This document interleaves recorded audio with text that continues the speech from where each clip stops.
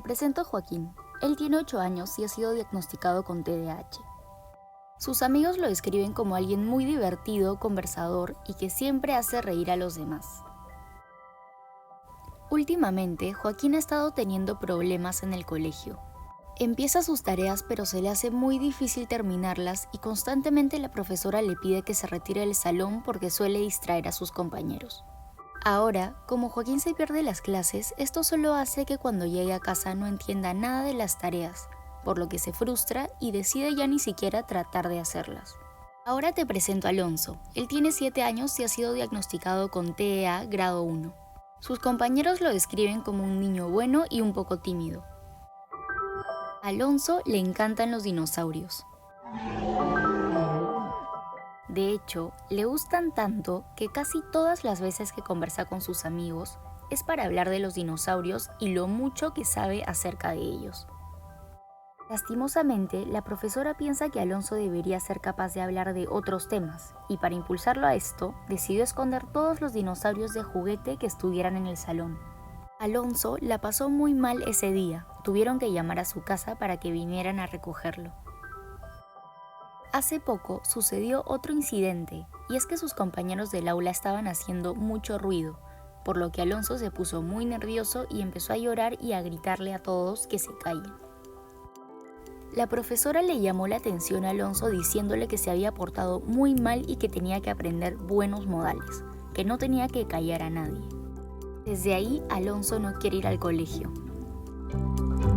¿Crees que la profesora podría haber abordado mejor estos casos? Probablemente sí. Pero, así como ella, hay muchos docentes en el Perú que no están capacitados para abordar correctamente casos de alumnos con TDAH y TEA. Vamos a retroceder un poco para entender un poco más acerca del tema. En primer lugar, ¿qué es el TDAH? El trastorno de déficit de atención e hiperactividad es uno de los trastornos del neurodesarrollo con más alta prevalencia en la población infantil. Los estudios concuerdan en que su origen está en una disfunción en la corteza prefrontal, los ganglios basales y el cerebelo con sus respectivos circuitos. Sus tipos principales de síntomas se dividen en inatención e hiperactividad de impulsividad. Algunas características diagnósticas para estos dos ámbitos son: para inatención, dificultades en mantener la atención en tareas y actividades, el que parezca no escuchar cuando le hablan, dificultad para organizar tareas y actividades y perder cosas necesarias con frecuencia. Mientras que para el ámbito de hiperactividad se encuentran: jugar o golpear las manos o los pies o retorcerse en el asiento, corretear o trepar en situaciones que no resulta apropiado, hablar excesivamente y el que le sea difícil esperar su turno, interrumpa o se inmiscuya con otros. El TDAH puede ser con predominio déficit de atención, hiperactivo impulsivo o combinado.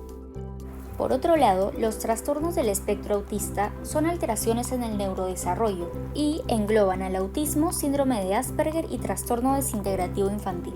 Los TEA implican disfuncionalidades en dos ejes: el de comunicación e interacción social y el de tener un patrón de intereses restringido y repetitivo. Algunas características diagnósticas en estos dos ejes son: en el primero, tener un acercamiento social anormal, fracasar en la conversación normal, anomalías del contacto visual y lenguaje corporal, así como dificultades para ajustar el comportamiento en diferentes contextos sociales.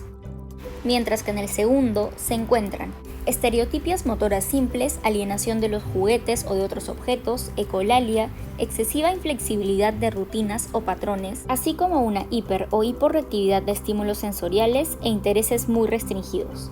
Los TEA pueden clasificarse en grado 1, 2 o 3. Esto depende del nivel de funcionalidad, de manera que en el grado 1 la persona requiere ayuda, en el grado 2 requiere ayuda notable y en el 3 requiere ayuda muy notable. Algunas estadísticas en el Perú.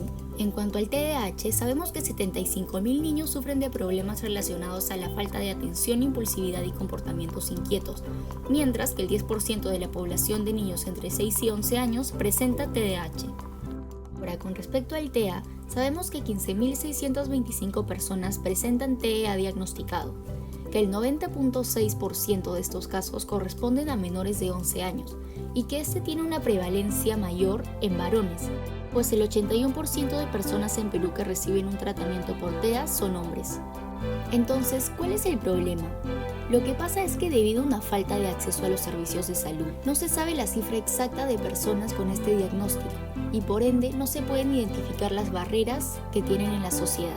Esto genera disfuncionalidades en el ámbito académico, social y emocional de los niños. Un ejemplo de esto es que se desarrolló el Plan TEA del 2019-2021, con metas y objetivos en transporte, educación, salud, empleo y accesibilidad. Sin embargo, hasta la fecha no se ha presentado ningún resultado. Asimismo, factores como estereotipos, falta de información y bullying impiden al alumno desarrollarse de manera plena en el ámbito académico, afectivo e integral. Esto tiene un efecto acumulativo que va generando un sistema de desigualdad en la sociedad, pues dificultades para el acceso a una educación de calidad generan la falta de acceso a un buen empleo, con esto una fuente de ingreso y con esto impiden la independencia. Como una respuesta a este problema, planteamos la educación inclusiva, la cual se entiende como el proceso de identificar y responder a las diferentes necesidades de los estudiantes a través de una mayor participación en el aprendizaje, las culturas y las comunidades. Para conocer un poco más acerca del tema de inclusión, le hicimos una entrevista a la psicóloga y cofundadora de Un Nido Alternativo, Marcela Silva. La primera pregunta fue, ¿cuáles son las barreras para una inclusión educativa adecuada a nivel nacional? Hay muchos problemas alrededor de ese tema, porque a nivel público sí existe una organización que se encarga de capacitar a los docentes justamente para poder atender a los niños de inclusión. Pero a nivel privado es un poco lo que se hace, en tanto no hay capacitación para poder tener un departamento de inclusión, poder desarrollar las herramientas. Entonces las instituciones hacen en verdad lo que pueden, unos mejor que otros. Entonces sí han habido casos de inclusión donde se intenta hacer la inclusión pero sin un programa, una planificación, ¿no? Pueden haber muchas dificultades porque dependiendo del diagnóstico el niño la puede pasar hasta mal. Si no hay un docente preparado para acoger a este niño, para hacer una adaptación curricular, para que tenga herramientas para manejar el aula, puede descuidar incluso a los otros niños. Entonces ya es un precio que paga como todo el aula, ¿no? ¿Y cuáles son las consecuencias para el alumno neurodivergente? Primero que pierde un tiempo riquísimo, ¿no? Para sus terapias, para avanzar, para todo. Eso es a nivel un poco de aprendizaje, ¿no? De los objetivos educativos en el colegio, en el aula. Pero a nivel emocional también hay un costo, ¿no? Porque si la inclusión no es bien manejada, puede él mismo aislarse, puede deteriorar su autoestima, ¿no? Si tiene una condición, tiene un diagnóstico y no se siente, ¿no? Y nadie le explica, y no se le explica al resto del salón, y los maestros muchas veces, por más buena voluntad que tengan, pero si no hay una capacitación, a veces no se sabe qué hacer, cómo tratarlo dentro del aula. También, si no hay un buen programa de inclusión, puede hasta terminar en un tema de bullying, ¿no? Dentro de la escuela. ¿Podrías contarnos cómo identificarías un caso de inclusión exitosa en el aula? La inclusión va a ser exitosa en cuanto veamos que el niño realmente aprovecha el aprendizaje educativo y su permanencia en la escuela. Esto lo podemos ir viendo conforme transcurre el tiempo y el niño se siente primero cómodo, se siente acogido y sobre todo va avanzando en las dificultades que tenga. Todo aquello que puede un niño regular aprovechar en la escuela tendría que hacerlo también un niño de inclusión. Creo que se tendría que medir los logros del niño, sino también del salón en conjunto, ¿no? Cómo han podido acoger a este pequeño. Entonces, ¿cuál es el rol del docente para lograr esta inclusión? Bueno, yo creo que es como el capitán del barco, ¿no? Pero también es como un agente que va a hacer todo este trabajo de convocar a los terapeutas, de convocar a las familias para ver, bueno, ¿qué hacemos, no?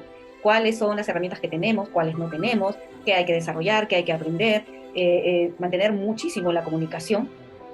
Y ya para terminar, ¿qué estrategias se pueden aplicar para poder lograr esta inclusión exitosa? Estrategias van a haber de acuerdo a las necesidades de los niños, ¿no? Creo que es importante que los docentes y el psicólogo de la institución y si hay un equipo de inclusión puedan trabajar muchísimo lo que es la adaptación curricular para poder adaptar todos los objetivos pedagógicos a las necesidades del niño. Eso es muy importante, ¿no? Si uno entiende la inclusión como debe ser, no es que el niño se adapte al colegio, es que el colegio se adapte al niño, ¿no? Y lo primero es la adaptación curricular, ¿no? La adaptación de la evaluación también, porque si yo adapto currícula tengo que adaptar evaluación. Lo otro es convocar siempre a los terapeutas y para que den al docente herramientas de trabajo concretas. Muchas gracias, Marcela. Con esa pregunta nos despedimos. Gracias a ti también por ver este video y recuerda que no debe ser utilizado como instrumento diagnóstico del TDAH o TEA.